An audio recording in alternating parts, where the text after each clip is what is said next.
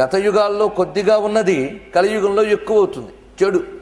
అలాగే గత యుగాల్లో మంచి ఎక్కువగా ఉంటుంది, చెడు తక్కువగా ఉంటుంది. అలాగే ఇప్పుడు చెడు ఎక్కువగా ఉంటుంది, మంచి తక్కువగా ఉంటుంది.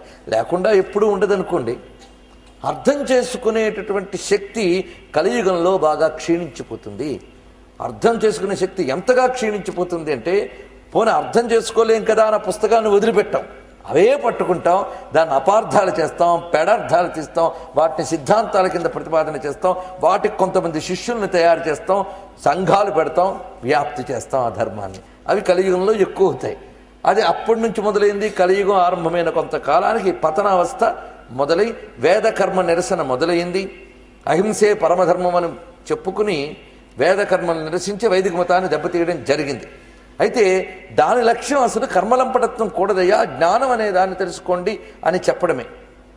అతను ఎవరో అనేది మీ అందరికీ స్పష్టమే. బుద్ధ భగవానుడు, ఆ మహాత్ముడు చక్కగానే చెప్పాడు. ఆయన చెప్పిన విషయం ఏది వేదాంతమునికి విరుద్ధమేమీ లేదు, అందులో ఏమీ సందేహం లేదు. వేదాంతమును చెప్పిన కోరికల్ని నిగ్రహించుకో, నీ కోరికలే సుఖదుఖములకు కారణము. ఆయన స్వర్గం గురించి కానీ నరకం గురించి కానీ మాట్లాడలేదు, అంతేగాని లేవనలేదు. ఇది విషయం. ఎందుకంటే ముందు ఇక్కడ గొడవ చూడు, తర్వాత ఆ రెండింటి గొడవ. నువ్వు ఇంత కర్మలంపటుడవే తిరుగుతున్నావు ఎందుకు అని చెప్పదలుచుకున్నాడు ఆయన.